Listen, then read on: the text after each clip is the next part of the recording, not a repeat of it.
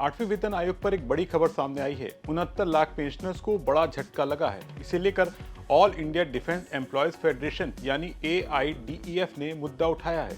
AIDEF ने वित्त मंत्री निर्मला सीतारमण को एक चिट्ठी लिखी है। ऐसा बताया जा रहा है कि करीब 69 लाख केंद्रीय पेंशनर्स और पारिवारिक पेंशनर्स को 8वें वेतन आयोग के दायरे से बाहर रखा जाएगा।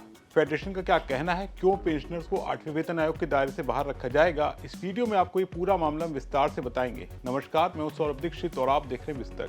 केंद्र सरकार ने 3 नवंबर को 8वें वेतन आयोग के लिए टर्म्स ऑफ रेफरेंस यानी TOR को मंजूरी दी थी। ये एक 3 सदस्यीय कमेटी है जिसकी अध्यक्षता न्यायमूर्ति रंजना देसाई करेंगी।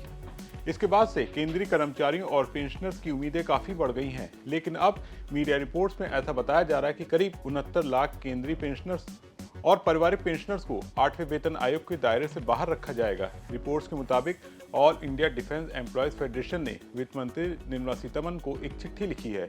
इसमें उन्होंने कहा कि लोग 3 दशक से ज्यादा देश की सेवा कर चुके हैं, उन्हें 8वें वेतन आयोग की टर्म्स ऑफ रेफरेंस में शामिल न करना दुर्भाग्यपूर्ण है। उनका कहना है पेंशन संशोधन पेंशनर्स का अधिकार है और उन्हें इससे वंचित रखना नाइंसाफी है। फेडरेशन ने मांग की कि TOR में संशोधन करें ताकि 1 जनवरी 2026 से पहले रिटायर हुए कर्मचारियों की पेंशन का भी संशोधन किया जा सके। साथ ही उन्हें कम्यूटेड वैल्यू ऑफ पेंशन को 11 साल बाद बहाल करने और हर 5 साल में 5% पेंशन बढ़ाने की सिफारिश पर भी विचार करने की अपील की है। AIDEF ने यह भी कहा है कि 7वें वेतन आयोग में पेंशन संशोधन का प्रावधान था, लेकिन इस बार 8वें वेतन आयोग के टर्म्स ऑफ रेफरेंस में ये क्लॉज हटा दिया गया है, जिससे रिटायर्ड कर्मचारियों में नाराजगी बढ़ती जा रही है। AIDEF ने यह भी कहा कि 26 लाख से ज्यादा NPS वाले केंद्रीय कर्मचारी चाहते हैं कि नॉन कंट्रीब्यूटरी पेंशन स्कीम यानी CGS पेंशन रूल 1972 को दोबारा लागू किया जाए, लेकिन 8वें वेतन आयोग के TOR में ये मांग शामिल नहीं की गई है। संगठन ने सरकार से इसे भी शामिल करने की गुजारिश की है।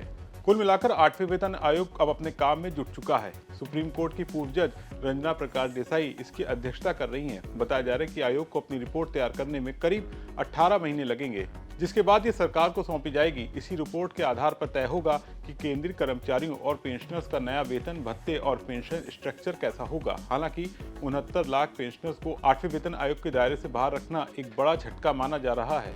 All India defence employees federation ने इस मुद्दे को उठाया है। आपका इस पर क्या सोचना है, कमेंट करके बताएं। अगर वीडियो पसंद आया हो तो इसे ज़्यादा से ज़्यादा लाइक करें, शेयर करें और बिजनेस जगत की तमाम बड़ी खबरों को देखने के लिए बने रहें विस्तक के साथ।